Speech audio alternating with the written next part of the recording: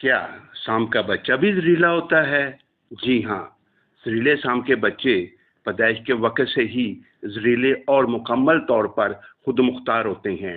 ان میں زہر خارج کرنے والی گردود، وینم گلینڈز، زہر کی تھیلی اور نوکیلے دانت موجود ہوتے ہیں۔ پیدائش کے وقت ان کے زہر کی مقدار بالغ سانپوں کے مقابلے میں کم ہوتی ہے، لیکن ان کا زہر بھی اتنا طاقتور اور خطرناک ہوتا ہے جتنا کہ ایک بالغ سانپ کا، یعنی کہ کسی بھی انسان یا جانور کی جان لے سکتا ہے۔ اسی وجہ سے ان کا کاٹنا بھی اتنا ہی خطرناک ثابت ہو سکتا ہے جتنا کہ ایک بڑے سانپ کا۔ یہ انڈے سے نکلتے ہی یا پیدا ہوتے ہی شکار کرنے کی صلاحیت بھی رکھتے ہیں۔ یہ والدین پر انحصار نہیں کرتے، بلکہ فوراً اپنے ماحول میں گھل مل کر شکاری بن جاتے ہیں۔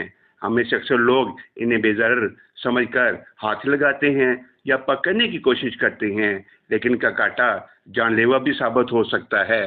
یاد رہے کہ سانپ کا ہتھیار اس کا زہر ہے جو وہ شکار کے لیے استعمال کرتا ہے، اور اس کی یہ کوشش ہوتی ہے کہ وہ شکار کے سائز کے مطابق اپنے زہر کی مقدار کو استعمال کرے، لیکن یہ صلاحیت عام طور پر بالغ سانپوں میں ہوتی ہے۔ لیکن بچے اور چھوٹے سانپوں کو اپنے فنگز یعنی زہر والے دانتوں پہ کنٹرول نہیں ہوتا، وہ بہت زیادہ مقدار میں زہر خارج کرتے ہیں، اس لیے ان کو بڑے سانپوں کی نسبت زیادہ خطرناک تصور کیا جاتا ہے۔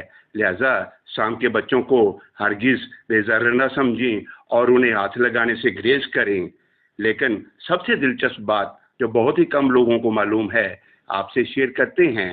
سانپ کے بچوں کے منہ کے بالکل آگے ایک چھوٹا سا عارضی دانت جسے ایگ ٹوتھ کہتے ہیں ہوتا ہے، جس کی مدد سے وہ انڈے کی سخت جھلی کو کاٹ کر باہر نکلتا ہے۔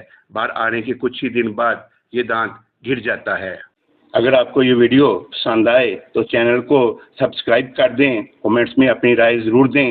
آپ کی سوچ ہمارے لیے قیمتی ہے اور اس پیغام کو دوسروں تک پہنچائے۔ دعا ہے اللہ تعالیٰ آپ کو حامی و ناصر ہو، آمین۔